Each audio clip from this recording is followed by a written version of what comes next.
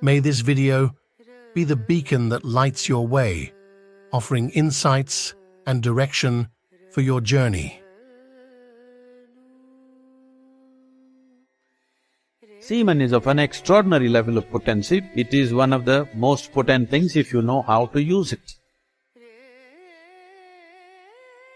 Can it be transformed into a different level of function? Absolutely.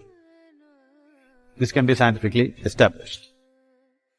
How important is a man's semen for physical, mental and spiritual well-being?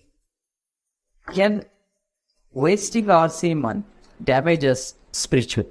Well, semen is the basis of your physical existence, whether you're a man or a woman. You have come into existence because that is 50% of the ingredient. Yes? Well, we have skin, we have epithelial cells, we have hair, we have many other aspects of body, heart, liver, kidney, so many things. All these cells are of a certain potency in their own way. But semen is of an extraordinary level of potency, it can create a whole new life.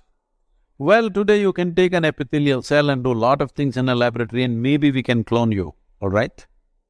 So the potential is here also, but it is not in the same dynamics as it is in a cell, which you're referring to as semen. So in the yogic culture, this is called as virya. Virya also refers to what you call as vajra, which means stability, or diamond, which is the hardest thing. So in the human body, virya is considered to be like vajra. That means it is one of the most potent things if you know how to use it. Well, how to use it means you can use it to produce a child. That's one thing. Well, if this question is coming because you are using it to spill it on the JNU bed sheets, okay? If that's how you're using it, well, that's your compulsion, you're doing whatever you're doing. This is not something to be judged morally, that's not the point, it's a question of what is the level of compulsion that one has. But anything in this body, can it be transformed into a different level of function? Absolutely. Not just semen, just everything in this body can be transformed. Say, suppose I give you all soup-making ingredients, same soup-making ingredients to every one of you. Do you believe all of you will produce the same soup? No, you will produce 500 varieties of soups. Those same ingredients. That's all that's happened with us right now. All of us are fundamentally same ingredients, but see how different each one of us are. Different soups. Well, if I give you soup-making ingredients, either you can make a great soup or a lousy soup. Depends what kind of skills you have, isn't it? So this goes for everything, not just for semen.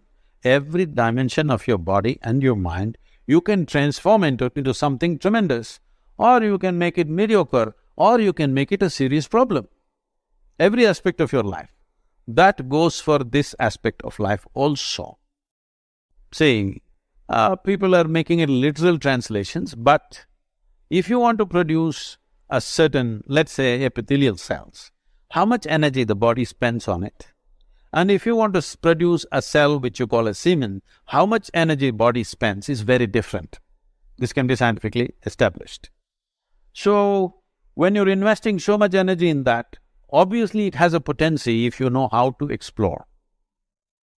But are you competent to explore? Are you capable of exploring? Do you have the necessary sadhana and guidance to do that? That's a big question mark. There are 100, 200 dreams going on, parallel dreams. So after 2 weeks of dream yantra, everybody absolutely still. It's a fantastic process to take the dream yantra home. We could make it. It'll be a powerful tool.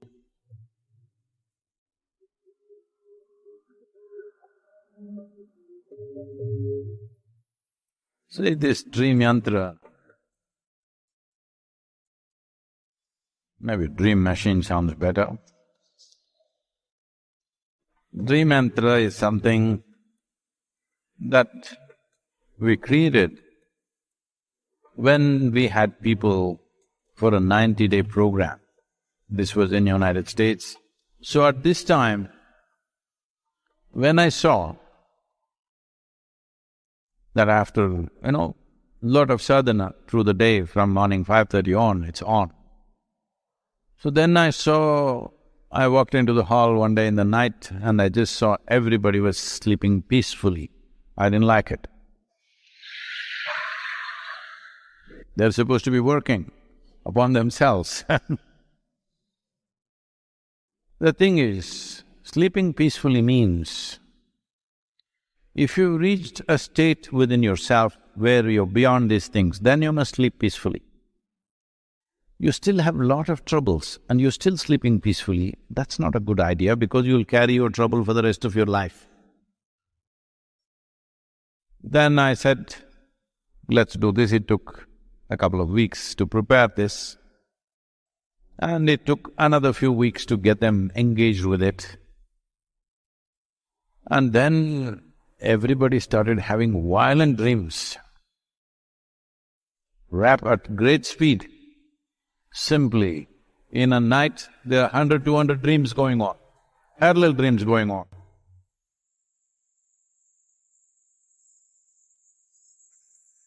Sadhguru, we were sleeping well all these days now. I said, I am not a tranquilizer. I am here to awaken people, not to put them to sleep. Because you can never genuinely meditate if you don't expend these things. When you sit like this, dreams are going on. You need to expend them. There is only a certain amount of data.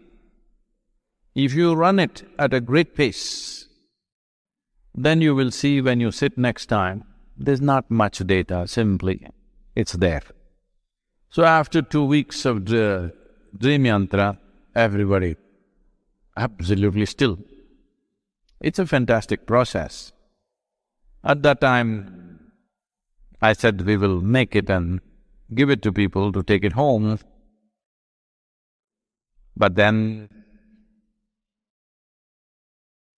capability comes at one point, wisdom comes a little later. Then I saw that unless we have at least a minimum of 1 week, preferably a fortnight, that they must come and stay here, we must monitor them, that they run through the worst part of the dreams, and before they take it home, they are little more. Not a flood is flowing gently. We must get them to that place before they take it home. Otherwise, if the situation is not conducive, people around you don't understand what's happening with you, then there's no point doing very intense things.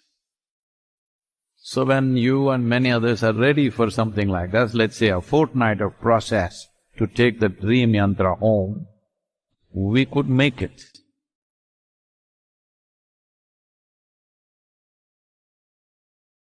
It'll be a powerful tool.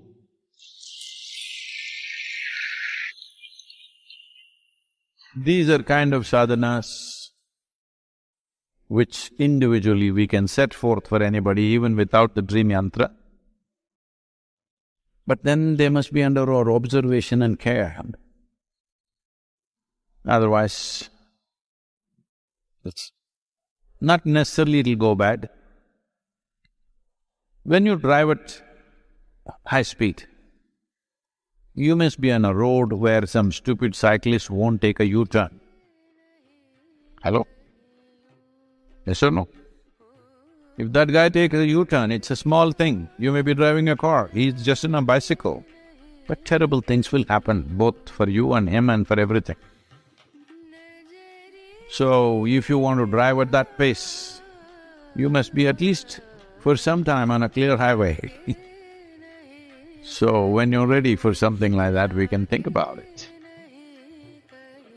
The whole experience of your life, in a certain way, is a dream. In Anadi, we created a dream machine. So we hasten the dreams 100 times over than normal. We are not touching your prarabdha karma or the allotted karma. We are only going for the warehouse of karma, the sanchita karma. Because the substance that is necessary to find one more womb has been taken away. But this body is perfectly fine. That means we've destroyed your future. If anything has to happen, a right kind of atmosphere is very crucial. If this plant has to flower, the soil should be right. The seed may be great, but if the soil, the temperature, the air, the water, if it's not right, this great seed is not going to get anywhere. So creating an appropriate atmosphere for anything to happen is most important. Life happens because of ambience. It is the ambience of your mother's womb which made you who you are right now. It is the ambience of the family and social situations which slowly shaped you the way you are.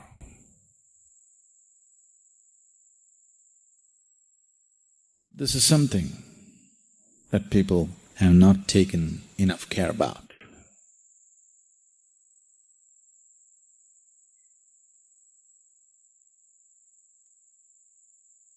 When you were born as a helpless little baby or an infant,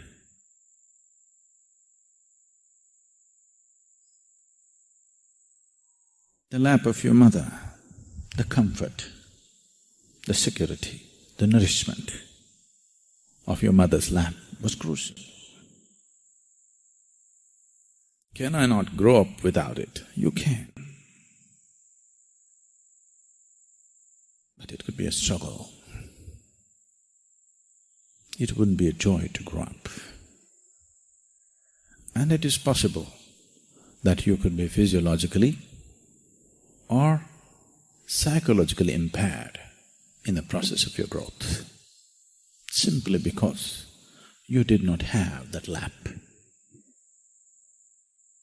Can I not grow up in a crib? You can. But it wouldn't be the same. It would mean a lot of struggle. So even for your physiological and psychological growth, what kind of ambience? The lap of your mother, the maternal lap, becomes very important. For one's spiritual growth, for one to flower spiritually, the lap of grace is most important. Can I not grow without it? You can. It would be improper to say you cannot. You can. But it would be a lot of struggle. Lot of struggle.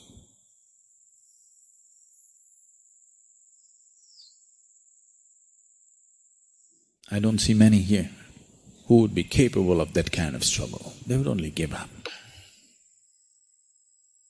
Because it takes almost inhuman attitude towards yourself. If you have to grow without grace, you have to be literally inhuman to yourself, very hard upon yourself. Otherwise, simply you will go in circles not knowing what you're doing. Is it the cruelty or the inhumanity of it which makes you grow? No. This cruelty and inhumanity makes sure that you don't go the wrong way. So people who chose very hard ways of doing things, they have chosen that way because they are orphan seekers. Without the lap of grace, they are trying to grow.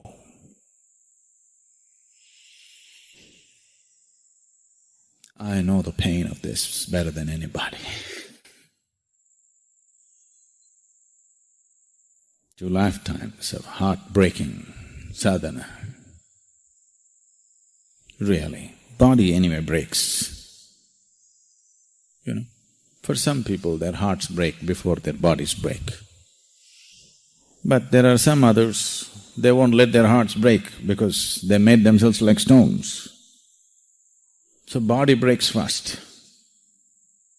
But slowly, that also begins to break. Fortunately,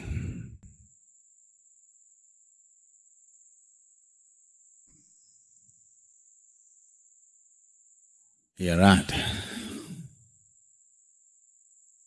But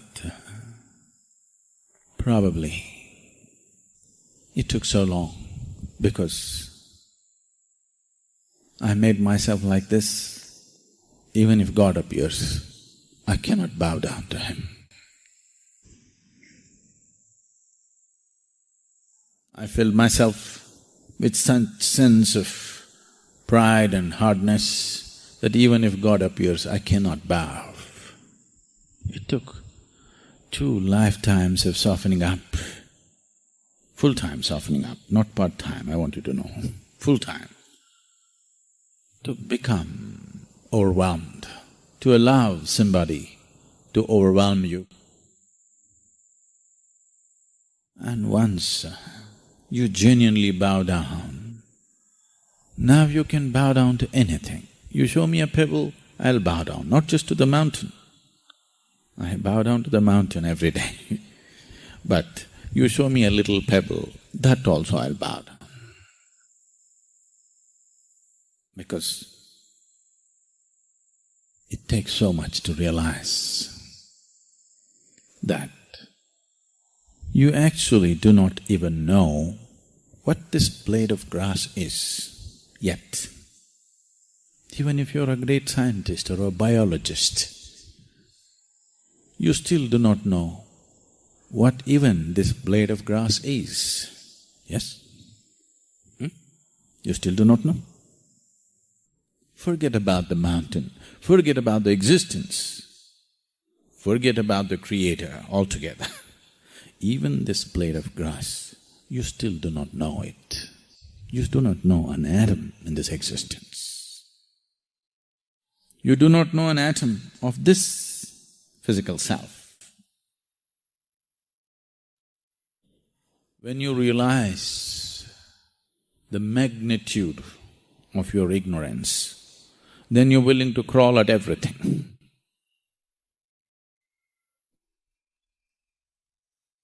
When you come from an assumption, because of the bits and pieces of information that you have collected, when you come from the assumption that you know, your spine becomes like a steel rod and you cannot bend. You cannot bow at anything. Spent 2 lifetimes like steel. Steel is not strong. Only a fool thinks steel is strong. Steel is strong if you want to do menial jobs.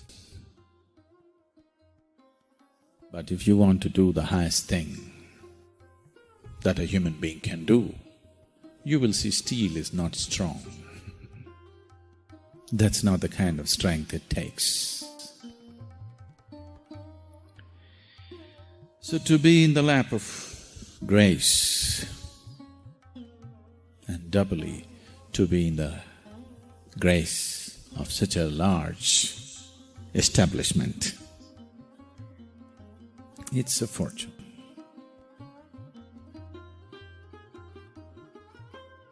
You can set up an experiment for you to experience what is the difference. If I make you walk, just walk away a kilometer or two, and with your eyes closed, we'll help you, we will make sure that you don't walk into anything. With your eyes closed, maintaining a certain level of awareness, you walk, you will see a distinct difference taking you up, a distinct difference happening within the very physical system as you move closer to this space. To set up such a lap of grace, many have contributed. But now, around the world, all kinds of things are happening in the name of spiritual process. And this has caused immense damage to the very seeking in people. Because if there is no trustful ambience, there will be no spiritual process as such.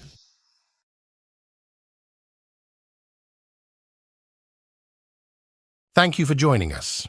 Please share your observations on this subject in the comments, subscribe to continue our journey together, and invite others to join this path. See you soon.